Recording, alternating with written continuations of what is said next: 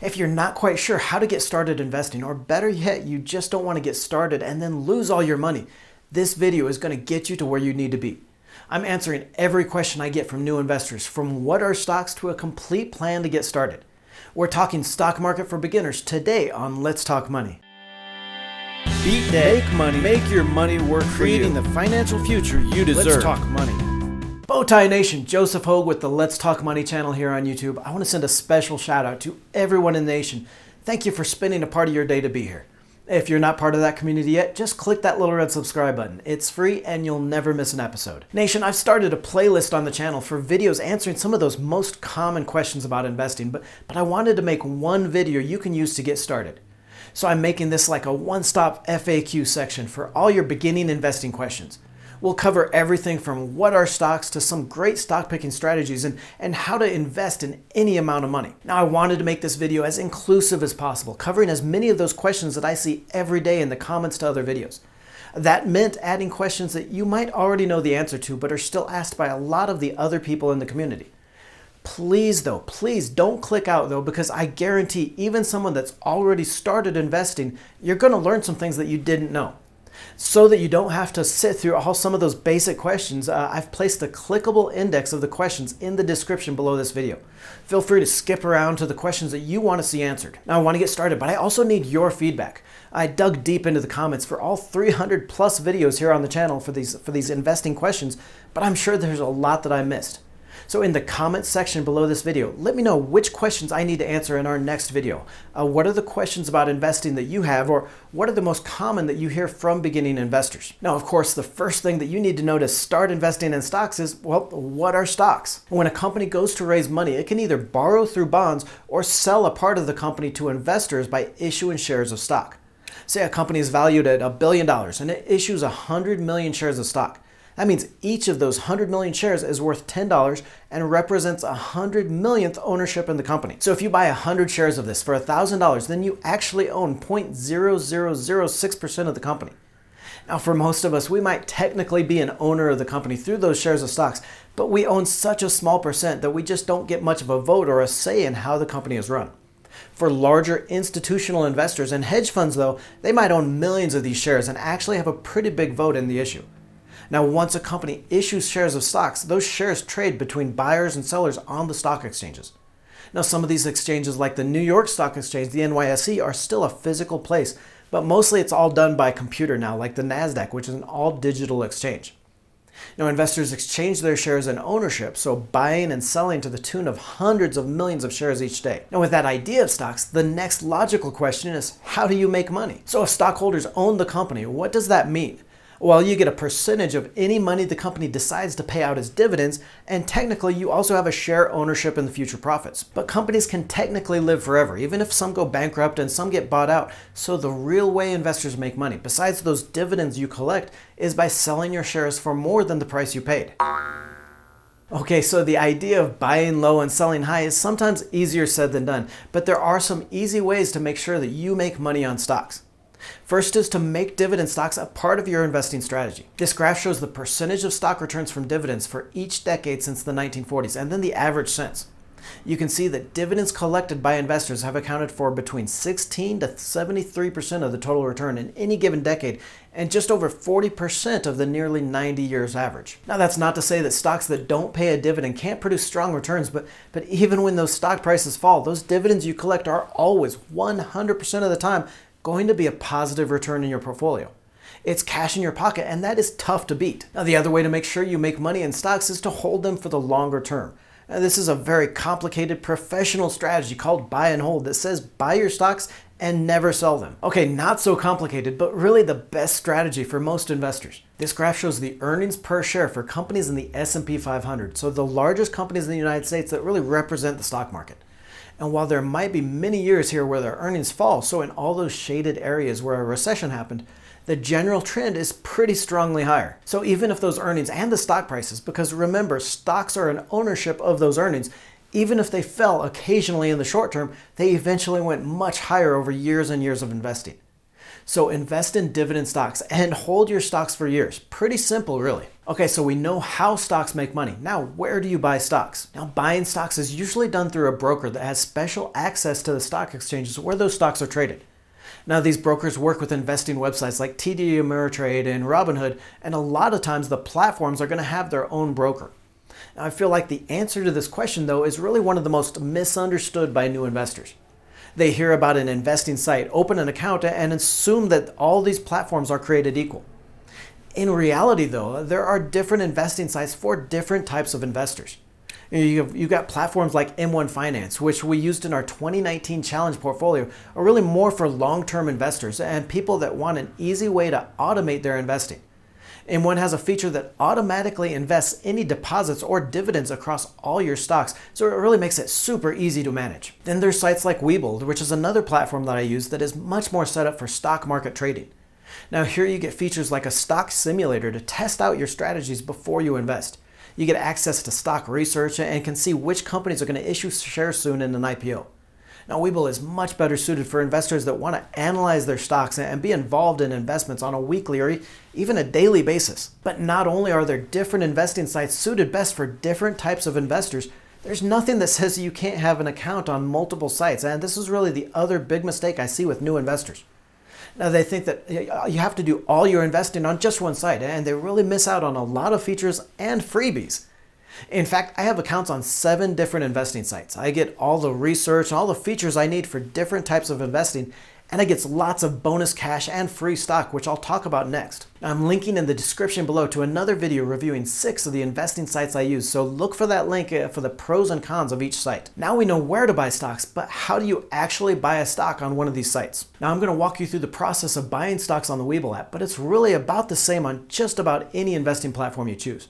With Webull, you get a lot of the features that you won't find on other commission-free apps, like being able to see which companies are going to issue stocks in their IPO center, to which are reporting earnings coming up. Now to find a stock, you can either search for it by name or the ticker symbol. So we'll go here to Microsoft and you can click on buy or sell here at the bottom. Now once you're on the screen, you can choose an order type, which is either going to be a market order or limit order. Now market orders mean you buy or sell at the first available price in the market, so an immediate transaction of your buy or sell. If you put in a limit order, though, you also put in a price for the shares that you want to pay, and the platform is going to hold that order until that price comes along. So as opposed to a market order, which guarantees that you're going to get that stock, a limit order doesn't guarantee that you're going to buy or sell the stock. If the price of the shares never gets to that limit price that you set, then nothing's going to happen. I usually only use limit orders to buy options on stocks because the price between buyers and sellers for those options can be far apart. For buying or selling stocks, you can almost always just use that simple market order and get the best available price. So you've got your market order to buy the shares. Then you need to put in the quantity or the number of shares that you want to buy. Now this is just going to depend on how much you want to invest and the stock price. So if shares of Microsoft are trading for $159.30 each, and I have about 80,000 to invest, then 80,000 divided by 159.30 means I could buy up to 502 shares. So I'll round it down and put in 500 here and click trade. Now this is going to be the way you buy or sell on most of the investing platforms. Others like M1 Finance let you buy fractional shares or pieces of shares, so you'll just put in how much you want to invest and not the number of shares. Either way, these sites make it super easy to buy and sell stocks, and it should never be a problem. To help you get started, I've got a free step-by-step checklist that's going to show you exactly how to open an investing account and how to buy your first stock in less than 5 minutes. As a bonus, you'll also get a free share of stock worth up to $1,000 just for opening an account on Webull. I'll leave a link to that free checklist in the description below this video. Now let's look at a couple of stock strategies, ways to pick stocks. Now there are a lot of ways to pick stocks, strategies you can follow, and different analysis you can do. I'll show you 2 of the most popular strategies here, but this shouldn't be confused with your portfolio strategy. That's actually going to be much more important than the stocks you pick. Think of your stock investing strategy as the what of investing. What stocks are you putting in your portfolio? Your portfolio strategy, though, is much more the how of investing, how you put together that portfolio and the assets in it. So your portfolio strategy is going to be answering those questions like how much do you have in stocks, bonds, and real estate? It's going to be how much you have in exchange-traded funds, those ETFs, or in individual stocks. The reason this is so much more important than just those stocks that you buy is because most of your returns and the risk that comes from that split in that stocks, bonds, and real estate, and how you make up for your portfolio, which we're going to get to next in the next section. But for stock investing strategies, I just wanted to show you two popular ideas: value investing and growth investing. Now, first we've got my favorite, which is value stocks. And they're called that because you're looking for stocks with a price that's lower compared to some of those other measures like earnings or sales. Value investing just makes intuitive sense, right? You're paying less for those earnings, getting a better deal than growth investing, which we'll look at next. Now, finding value stocks just means you're looking for stocks with a low price to sales or price to earnings ratio, which you can use any stock screener to do this. Now, you don't want to invest in just any cheap stock though. You want to look for stocks that are not only cheap, but also have good sales growth. You want to look for an operating margin that's higher than competitors and not too much debt. Now, I'll link to a couple videos in the description below to better explain this analysis and guide you through it. An important point though that I want to make, and this is something everyone in the Bowtie Nation has heard me say before, but when you're comparing stocks, you absolutely have to compare stocks with similar companies in the same sector or the same industry. Now, for example, if you compared financial ratios like the price to earnings ratio or sales growth for Apple against those of Bank of America, it would tell you absolutely nothing. Apple is in that faster growing tech space while Bank of America is a slower growth financial company. Now, a good PE ratio or a safe debt to equity ratio in a bank stock is going to be totally different than that in the tech stocks. So just remember, if you're comparing two stocks, trying to decide which to buy, they really need to be in the same sector if you're going to compare them in that head-to-head to pick the best company.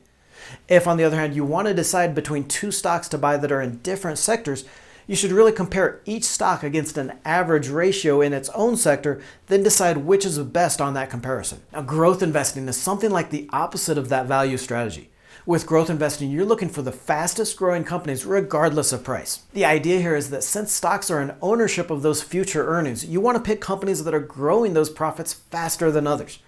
Now, the catch, of course, is that these companies usually have much higher price to earnings or other ratios because investors are willing to pay a higher price if those earnings are growing faster. Now, when I'm looking for growth stocks, I'm looking for stocks with earnings and sales growth at the top of the industry and preferably companies that are increasing that rate of growth. I'm also looking for better profitability in that operating margin and a reason the company can continue to grow. So maybe a catalyst for that continued growth. So two strategies you can follow to pick stocks, really two ways of looking at the market. Next, I want to cover one of the best opportunities in investing, something called an exchange traded fund, or ETF for short. Now, investment companies like Vanguard or BlackRock will hire teams to create funds around a theme or an index. So they're pulling together a group of stocks into a fund. They'll buy dozens or maybe even thousands of stocks or bonds in that theme and then issue shares of that overall group. Now, this is a really easy way to invest because you get lots of different companies within that theme. You'll get like tech stocks or dividend stocks or value stocks, all just by buying shares into that one ETF instead of individually buying each company. Now, the fund charges a percentage fee of the fund assets each year to pay that management team, but with a lot of these ETFs, this is less than 0.5%. Now, ETFs are important first because they give you that instant diversification into the group. So you're not worried whether your shares of Procter & Gamble are going to tank because it's just such a small part of the fund that also holds along with it Johnson & Johnson, Coca-Cola, and Walmart. ETFs are also a great way to invest though because they give you that stress-free investing strategy. You can invest in a broad theme or a group of stocks without worrying about how to pick the best stock or spending hours a week doing that analysis. So I know this video isn't going to answer every question ever, and you're going to need more information from time to time. So where do you learn about stocks? First, I hope you join our Bowtie Nation and become a part of the community here on Let's Talk Money. We've got 3 videos a week and hundreds already done on beating debt, making more money, and just making your money work for you. But there's also a lot of other great channels right here on YouTube for investing. A few I follow include Ryan Scribner. He's got some great videos on making money and general investing. Wealth hacker Jeff Rose does more on that making videos side, but also on how to invest your money. And Bob over at Seed Time Money will give you a great perspective on faith and finances. Now, maybe just as important as where you go to learn about stocks is the places to avoid. Now, these would be websites and channels that just look spammy, that try to over-promote a specific investment or a strategy like penny stocks, Forex, and Bitcoin.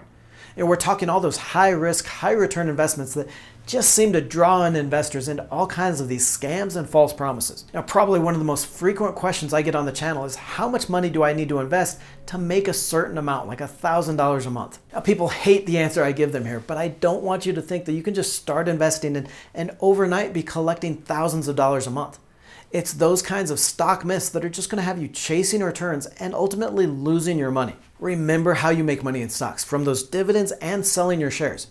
Now, you don't want your portfolio value to decrease unless you're winding it down in retirement. So basically the question here becomes, what percentage can you earn each year and then withdraw so you're not touching that principal? Now, a good rule of thumb from advisors has always been about 4%. You can take out 4% of your portfolio value each year and not have to worry about running out of money for 30 or 40 years. So if you're trying to get to that $1,000 a month or 12 grand a year, then 12,000 divided by 0.04 means you'll need a portfolio of $300,000. Now this isn't too bad, but then again, 12 grand isn't enough to live on either. Even if you take out 8% of your portfolio each year, which would be a stretch to do long term and not run out of money, you'd still need a portfolio of $150,000 to collect that grand every month.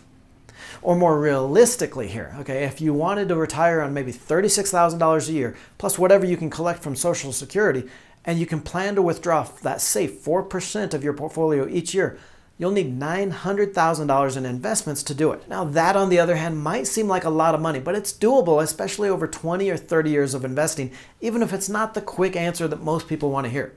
It's why I also cover ways to make more money on the channel, so you can make more money on the side and not have to wait that 20 or 30 years for your financial future. So by now you're ready to invest, but maybe you don't have a lot of money to get started.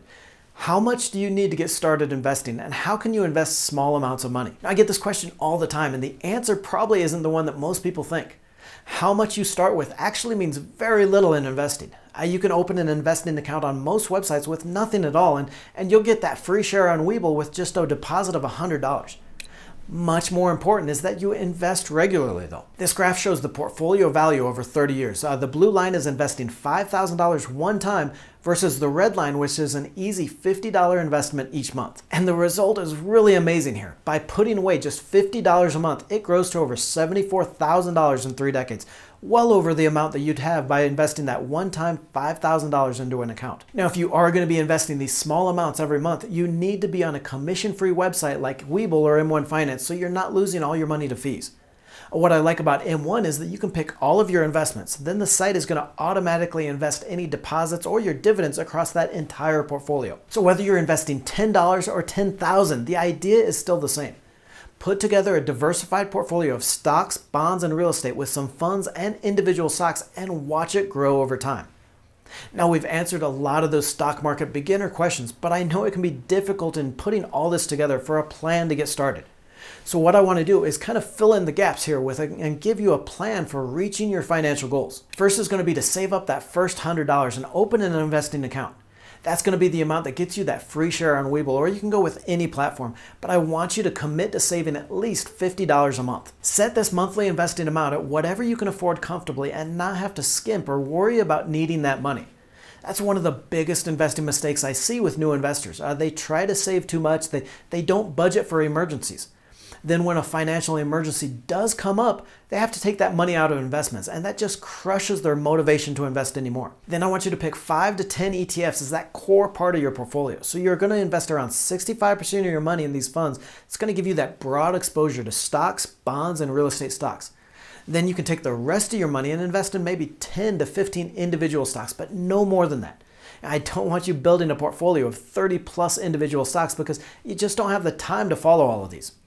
Plan on 10 stocks that you really love and you can follow. For example, if you invest $100, then you'd hold 65 of that in your list of funds. Of that money, maybe you'd have $40 in stock funds, $20 in bond funds, and another $20 in real estate funds.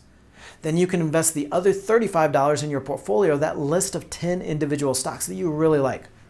Remember, on a platform like M1 Finance, you can set all of this up with the percentage of your money that you want in each of these stocks and funds.